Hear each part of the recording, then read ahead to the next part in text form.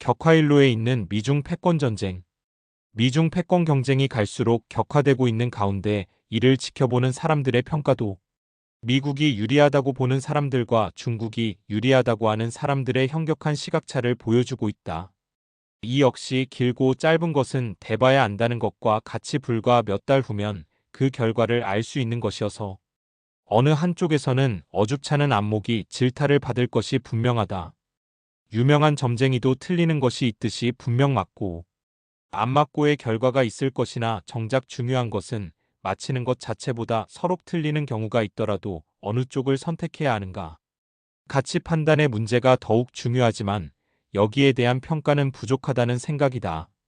그리고 그 가치 판단은 바로 대한민국의 건국이념과 지난 77년간 1948년 8월 15에서 2025년 4월 현재 오늘날 번영된 자유대한민국 건설과 궤를 같이 한 가치가 어느 쪽이냐에 대한 연장선상에서의 평가가 중요하나 당장 눈앞의 이해관계에 따라 역사와 사실을 왜곡하고 있어 보거나 듣는 사람들의 판단을 어지럽게 하고 있다.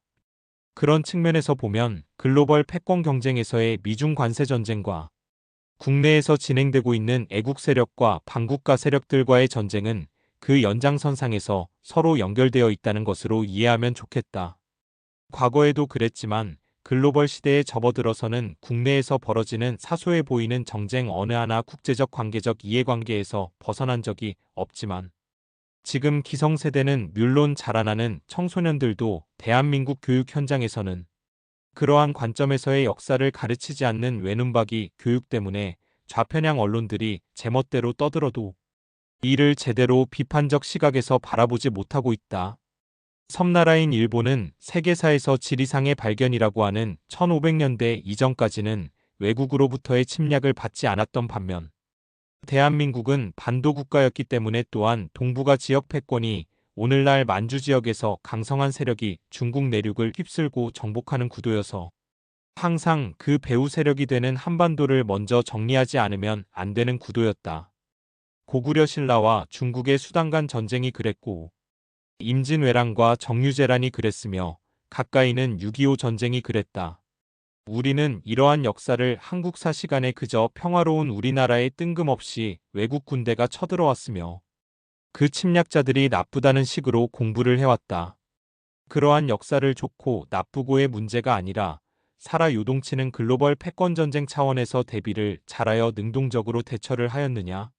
아니면 외면하는 소극적 자세로 대처하다 엄청난 국난을 당한 것이냐의 관점에서 즉 국내에서 벌어지는 일들을 곧바로 세계사의 맥락에서 이해하는 관점의 변화가 필요한 것이다. 그래서 그러한 측면에서 지금 글로벌 패권 경쟁을 하는 미중 관계를 이해할 필요가 있으며 구체적으로 우리나라에서는 이러한 것을 어떻게 바라보고 있는지 뉴스들을 한번 정리해 본다. 한국일보의 친중적인 기사. 먼저 친중국적인 기사를 보면 미중 경쟁이 관세 펀치 교환 단계를 넘어 비관세 영역으로 옮겨지면서 2차전에 돌입했고 미국 트럼프 정부의 관세 선전포고에 중국이 전혀 주눅들지 않고 전 세계 히토류의 약 70%를 생산하는 중국이 독점적 지위를 이용한 히토류 수출 중단이라는 반격에 나섰으나 미국 산업계는 무방비 상태라는 내용이다. 이런 뉴스를 보면 미국 트럼프 정부의 대중국 관세 폭탄이 중국 정부의 히토류 수출 중단이라는 카드 한 방에 일거에 무력화되고 있다는 느낌을 받는다. 그러면서 미국 뉴욕타임스 NYT 기사를 인용하여 중국의 이번 수출 통제 조치는 미국뿐 아니라 한국과 일본, 독일 등에도 영향을 미치는데 유독 미국의 직격탄이 될 것이라는 게 대체적 평가라고 한다. 나아가 2010년 센카쿠열 도중국명 다오위다오 분쟁으로 중국의 히토류 금수 조치를 겪었던 일본 기업은 히토류 재고를 1년치 이상 보유하고 있고 한국도 공공비축은 물론 민간 재고와 대체재 등이 확보된 상태이나 미국 기업 대부분은 원자재 비축에 따른 비용 부담 때문에 재고를 전혀 비축하지 않거나 거의 보유하지 않고 있다면서 미국 산업계는 무방비 상태라고 한다. 동한국일보 기사 내용대로라면 무대포 트럼프가 제대로 준비도 하지 않고 무계획적으로 중국을 억제려고 관세 전쟁을 벌였다가 중국의 히토류 수출 제한이라는 카운트 펀치를 맞고 한 방에 나가 떨어졌다는 얘기이고 곧 항복 선언이 나올 것으로 예상된다는 뉘앙스이다. 미국이 직면한 히토류 공포와 중국의 상륙한 쓰나미. 우리가 이러한 중요한 정보를 비교하여 계량화할 때 가장 중요한 것이 과연 비교하는 두 정보 간의 투명성 정도, 즉 신뢰도이다. 언론의 정도 차이가 있는 것을 감안하더라고 선진 자유진영의 경우 정보는 투명성이 있어 신뢰할 수 있지만 북한, 중국, 러시아 등 권위주의 독재 국가들의 정보는 비록 그것이 선진 자유진영의 정보와 같은 외형을 갖추고 있다 하더라도 그 실제는 상당히 마사지가 된 왜곡된 정보일 가능성이 매우 크다는 점을 유념해야 한다. 그래서 그러한 점을 감안하고 비교 형량한다고 할 때에도 과연 대륙의 공산진영 정보에 대하여 어느 정도의 신뢰성을 부여하여 비교할 것인가는 항상 제기되는 문제이다. 심지어 우리나라 같은 경우에도 언론 환경이 아주 좌편향되어 있어 좌익들이 제시하는 통계나 데이터는 근본적으로 신뢰할 수 없는 경우들이 대부분이다. 따라서 중국에 공개된 정보들이 과연 어느 정도 실체적 진실을 반영하고 있는지에 대해서는 담보할 수 없는 현실적 한계가 존재한다고 생각한다. 그런 측면에서 중공에 본질적으로 통제되고 왜곡된 정보를 기본적으로 좌편향된 한국 언론들이 대부분인 상황에서 가끔 아주 예외적으로 옳은 정보가 기사로 나오는 경우들이 있는데 그런 점에서 다음 조선일보 기사는 아주 예외적인 뉴스라고 본다. 내용은 트럼프 대통령의 관세 폭탄에 중국 제조업의 중심인 광저우시의 제조업이 위기에 직면하고 있다는 것이다. 비유하자면 중국의 미국 등 글로벌 주요 국가에 대한 히토류 수출 제한이 다가올 공포라고 한다면 미국의 대중국 관세 폭탄과 중국산 저가 소액 상품들을 판매하는 알리익스프레스, 쉬인테무 등에 대한 면세 조건 폐지와 중국산 선사와 중국이 만든 배들에 대한 관세 부과는 거대한 쓰나미가 되어 이미 중국 본토에 상륙하여 구체적인 피해를 주고 있다는 것이다. 중국의 호의적인 발언을 하는 사람들의 주장을 들어보면 중국은 이미 트럼프 일기 때부터 트럼프의 관세에 대해 준비를 해왔기 때문에 중국에서 미국으로 수출하는 비중이 중국이 타격을 입을 정도로 크지 않다고 주장한다. 이들의 주장이 일부 수긍가는 면이 없지 않다고 생각하지만 근본적으로 있고 있는 것이 비록 그것이 캐나다나 멕시코처럼 절대적인 것이 아니라 할지라도 현재 중국의 경제 구조가 박정희 대통령의 성장 모델인 수출 지향형 경제 구조를 가지고 있고 그 수출 대상국은 압도적으로 미국이라는 것이다. 그런 측면에서 이번 트럼프 대통령의 대중국 관세 폭탄의 효력은 막대한 것이며 이번 관세 전쟁으로 중국 제조업의 중심인 광동성 제조업들이 몰락하게 된다면 중국 경제는 무너질 수밖에 없고 그렇게 한번 무너진 제조업 기반은 두 번 다시 회생하기 어렵다는 것이다. 게다가 미국과 중국의 무역 규모에서 보듯 미국의 중국에 대한 수출액보다 중국의 미국에 대한 수출액이 33% 큰 것을 알 수 있다.